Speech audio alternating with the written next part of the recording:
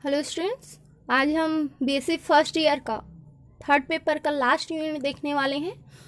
और last unit का हमारा पहला चैप्टर है संकेंद्र सांख्य। ठीक है, इसमें कुछ चीज़ें देख लेते हैं। जैसे कि हमारे पास तीन चरों में द्विघाती व्यापक समीकरण है, जो फंक्शन होता है किसका, एक्स वाई जेड का।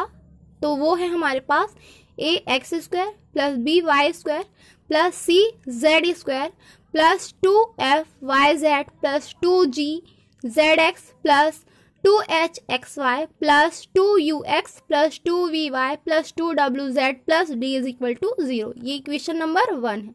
इसको हम इस तरह से भी लिख सकते हैं, function of x y z is equal to 0। ठीक है, समीकरण 1 से हमको इतने सारे कंक्लूजन मिलते हैं। देखते हैं कि वो क्या क्या है। जैसे कि समीकरण 1 से अगर हमको इस तरह के कोई समीकरण मिलता है, जब हम उसका अनुरेखण करेंगे तब एक्स स्क्वायर अपॉन में A square plus Y square upon में B square plus Z square upon में C square is equal to 1। तब जो भी हमको डायग्राम मिलेगा वो कैसा मिलेगा, दीर्घवृत्तज मिलेगा। ठीक है, अगर हमको समीकरण इस रूप में मिलता है, एक्स स्क्वायर अपॉन में A square plus Y square upon में B square plus Z square upon में C square is equal to -1, तब जो हमको डायग्राम मिलेगा वो क्या होगा, अल्पकल्पित दीर्घवृत्त। उसी तरह यदि एक्स स्क्वायर अपॉन में A square plus Y square upon में B square minus Z square upon में C square is equal to 1, तब कैसा होगा, एक पृष्ठीय अतिपरवलय। उसी तरह माइनस एक्स स्क्वायर अपॉन में A square minus Y square upon में बी स्क्वायर, यहाँ प्लस है, जेड स्क्वायर अपॉन में C square is equal to 1, तब कैसा होगा, द्विपृष्ठीय अतिपरवलय होगा। ठीक है, अगला एक्स स्क्वायर अपॉन में A square plus Y square upon में B square is equal to 2z upon में सी, देन दीर्घवृत्तीय परवलय मिलेगा।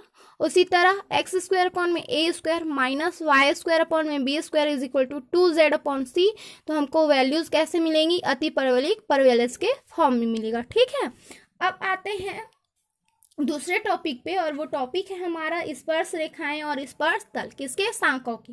ठीक है, तो इसमें सबसे पहले आते हैं हमारे पास स्पर्श रेखा। तो स्पर्श रेखा होती क्या है, जैसे कि हमारे पास कोई एक रेखा है जो किसी सांकों के दो संपाती बिंदुओं पर काटती है, तो ऐसे सांकों की जो इस रेखा होती है उसको हम स्पर्श रेखा कहते हैं। वैसे स्पर्श तल सांकों के किसी बिंदु पर स्पर्श रेखाओं का रेखा पथ दिए हुए सांकों के दिए हुए बिंदु पर स्पर्श तल कहलाता है। ठीक है, अब उससे रिलेटेड हम क्या करते हैं, एक थ्योरम है, इंपॉर्टेंट है, एग्जाम में अक्सर पूछा गया है, वो देखते हैं।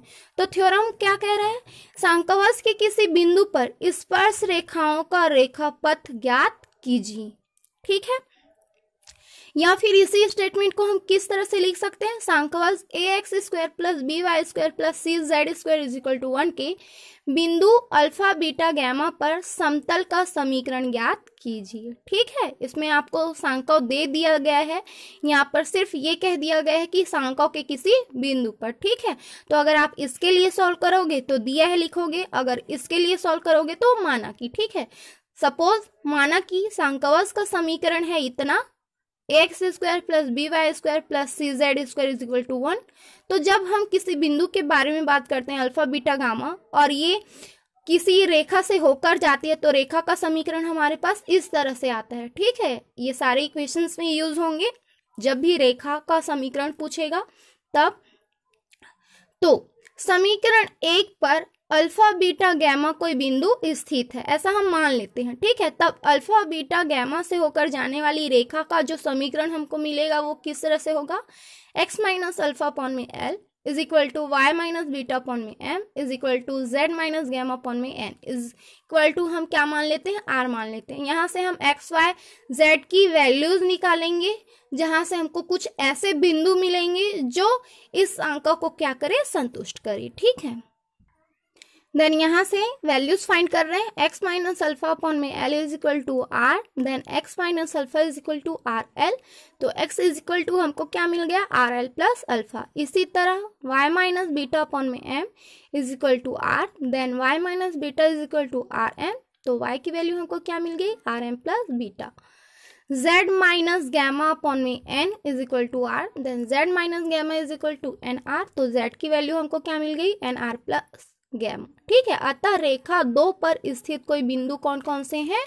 R l plus alpha, r m plus beta, n r plus gamma है। ठीक है, अब यदि जब यह बिंदु जो हमारे पास ये बिंदु मिले हैं वो क्या हो, सांकाव 1 पर हो, तब क्या हो जाएगा? ए मतलब जहां पर एक्स वाई जेड था, एक्स वाई जेड की वैल्यू हमने समीकरण 1 में पुट कर दी है। ठीक है, तो a इंटू एक्स की वैल्यू पुट किए हैं, एक्स की वैल्यू हमारे पास इतना है। ठीक है, तो आर एल प्लस अल्फा का square plus b into r m plus beta whole square plus c into n r plus gamma whole square is equal to 1। ठीक है, ओपन कर लेते हैं और सॉल्व कर लेते हैं फॉर्मूले के रूप में तोड़ के। a इंटू फॉर्मूले के रूप में तोड़ दिए इसको, R square L square plus alpha square plus 2RL alpha plus b into में R square M square plus beta square plus 2RM beta plus N square R square plus gamma square plus 2NR gamma is equal to 1। ठीक है, then अब क्या कर लेते हैं, जो are square है जिस भी टर्म्स में उसको एक साथ ले लेते हैं और वहां से हम आर स्क्वायर कॉमन निकाल लेते हैं। तो ये यहाँ आर स्क्वायर है, यहाँ आर स्क्वायर है और यहाँ आर स्क्वायर है, तीनों में से हम आर स्क्वायर कॉमन निकालिए तो यहाँ से ए का अंदर मल्टीप्लीकेशन हो जाएगा, तो ये हमको मिलेगा a इंटू एल का स्क्वायर। ये उसी तरह b का अंदर मल्टीप्लीकेशन करेंगे तो r तो बाहर निकल गया, यहाँ से हमको पहला टर्म्स क्या मिल जाएगा, bm स्क्वायर। ठीक, उसी तरह यहाँ से आर स्क्वायर कॉमन निकल गया और यहाँ किसका गुणा होगा, सी का गुणा होगा, यहाँ पर सी है मल्टीप्लीकेशन में, तो ये हमको मिल गया सी एन का स्क्वायर। ठीक, आर स्क्वायर का टर्म्स हम बाहर निकाल लिए, उसी तरह आर का टर्म्स बाहर निकाल लेते हैं, तो यहाँ से ये इस टर्म्स में हमको आर मिलेगा, इस टर्म्स में और इस टर्म्स में। ठीक है, तो तीनों टर्म्स से हम आर कॉमन निकाल लेते हैं, तो यहाँ से 2R कॉमन निकल जाएगा, तो ये 2R इंटू में AL alpha plus BM beta plus CN gamma plus जो कॉन्स्टेंट्स वैल्यू है जिसमें R का पद नहीं है उसको एक साथ लिख लेते हैं। यहाँ से ये A अल्फा हो जाएगा, B बीटा हो जाएगा और ये C गैमा हो जाएगा, तो ये A alpha square plus B beta square plus C gamma square, यहाँ जो 1 था उसको हमने इधर ट्रांसफर कर लिया इज इक्वल टू 0 और इसको हमने इक्वेशन नंबर 3 दे दिया। ठीक है, सिंस हम जानते हैं कि बिंदु अल्फा बीटा गैमा सांकवश 1 पर है, इसलिए जो ax square plus B Y square plus सी जेड स्क्वायर आया था उसको हम इस तरह से लिख सकते हैं। ठीक है, और वहां से ये वैल्यू हमको क्या देगी, देखो चूंकि ये जो पॉइंट्स हैं अल्फा बीटा गैमा वो सांकव 1 पर स्थित है, इसलिए यहाँ से इसकी जो वैल्यूज हो जाएंगी वो किसके इक्वल होगी, 0 की इक्वल होगी। अर्थात जो इक्वेशन नंबर 1 था हमारे पास X square Y square Z square, तो उसके स्थान पर हमने क्या रख दिया, अल्फा बीटा गैमा रख दिया और जो 1 था उसको इधर ट्रांसफर कर दिया, तो उसकी वैल्यू हमको क्या मिल गई, 0। तो इस वैल्यू को हम यहाँ पर पुट कर देते हैं। ठीक है, तो ये टर्म्स 0 मिल जाएगा हमको, अतः समीकरण 3 से तो ये r square into a l square plus B M square plus C N square plus 2R AL alpha plus B M beta plus C N gamma is equal to 0, ये टर्म 0 हो गया। ठीक, अब क्या करते हैं, दोनों में से R कॉमन निकाल के 0 के इक्वल ले लेते हैं, तो यहाँ हमारे पास बचा L इंटू में AL square plus B M square plus C N square plus 2 into AL alpha plus B M beta plus C N gamma is equal to 0। हम इसको इक्वेशन नंबर 4 दे देते हैं। ठीक है, सिंस सरल रेखा 2 सांकव 1 की स्पर्श रेखा होगी यदि 1 व 2 के 2 प्रतिच्छेदी बिंदु, ठीक है, क्योंकि देखो हम डेफिनेशन में क्या पढ़े हैं, स्पर्श रेखा की हमने डेफिनेशन में पढ़ा कि एक रेखा जो एक सांकव को 2 संपाती बिंदुओं पर काटती है, तो यहाँ पर हमारे पास एक रेखा है और एक सांकव है। ठीक है, तो ये रेखा इस सांकव को क्या करेगी, 2 संपाती बिंदुओं पर काटेगी। ठीक है, तो बिंदुएं क्या क्या है, सपोज हम मान लेते हैं कि वो बिंदुएं क्या क्या है, अल्फा बीटा गैमा के संपाती हों। ठीक है, तो जब वो बिंदुएं अल्फा बीटा गैमा के संपाती होंगी तो R इज इक्वल टू क्या मिल जाएगा हमको, 0। तो जो समीकरण 4 हमारे पास आया था उस समीकरण में हम R इज इक्वल टू 0 लेंगे तो हमारा जो फर्स्ट टर्म रहेगा वो पूरा का पूरा 0 हो जाएगा और सेकेंड टर्म हमको मिलेगा AL alpha plus B M beta plus C N gamma is equal to 0। ठीक है, समीकरण 2 से हम L M N की वैल्यूज फाइंड कर कर सकते हैं। ठीक है, तो यहाँ से ये जो एल एम एन की वैल्यू हमको मिले उसको हम इक्वेशन नंबर 5 में पुट कर देते हैं। ठीक है, तो ये हमको मिल गया A alpha into X minus alpha plus B beta into Y minus beta plus C gamma into Z minus gamma is equal to 0। अंदर मल्टीप्लीकेशन कर लेते हैं, तो A alpha X minus A alpha square plus B beta Y minus B beta square plus C gamma Z minus C gamma square is equal to 0। ठीक है, तो जमा कर लिख देते हैं ए alpha X plus B beta Y plus C gamma Z, इन तीनों में से माइनस कॉमन निकल गया तो हमारे पास बचा A alpha square plus B beta square plus C gamma square is equal to 0। Again जो समीकरण 1 था है ना हमारे पास A X square plus B Y plus C Z square is equal to 1, तो वहां पर एक्स वाई जेड के स्थान पर हम क्या रखे थे, अल्फा बीटा गैमा पुट किए थे, तो उसके अकॉर्डिंग यहाँ की वैल्यू क्या हो जाएगी, 1 हो गई।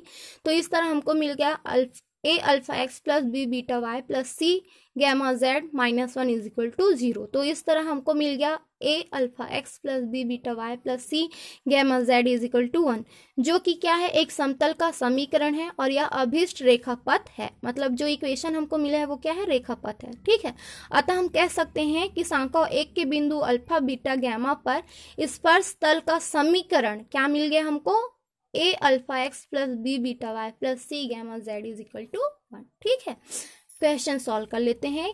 हमारे पास क्वेश्चन है बिंदु 1 माइनस 1 2 पर सांख्य 5x square minus 4y square plus 6z square बराबर 25 से स्पर्श तल का समीकरण ज्ञात कीजिए। ठीक है, यहाँ पर आपको अल्फा बीटा गैमा की वैल्यू भी दी गई है, सांख्यवश का समीकरण भी दे दिया गया है। हल की तरफ आगे बढ़ते हैं, तो दिए गए बिंदु alpha beta gamma is equal to क्या है, 1 माइनस 1 2, सांख्य का समीकरण क्या है, 5x square minus 4y square plus 6z square बराबर 25। ठीक है, अब देखिए, चूंकि हम जानते हैं कि दिए हुए सांख्यों के बिंदु अल्फा बीटा गैमा पर स्पर्श तल का समीकरण क्या हो जाएगा, A alpha X plus B beta Y plus C gamma Z, अर्थात यहाँ पर ए बी सी के स्थान पर क्या है, 5 4 6 है। ठीक है, बराबर 25। ठीक है, तो अब अल्फा बीटा गैमा की वैल्यू पुट कर देते हैं, तो ये हो जाएगा हमारे पास 5x into 1 minus 4y into minus 1 plus 6z into 2 is equal to 25। Solve कर लेते हैं, तो ये हो गया 5x plus 4y plus 12z is equal to 25। ठीक, ये था सॉल्यूशन। आज के लिए इतना ही, थैंक यू।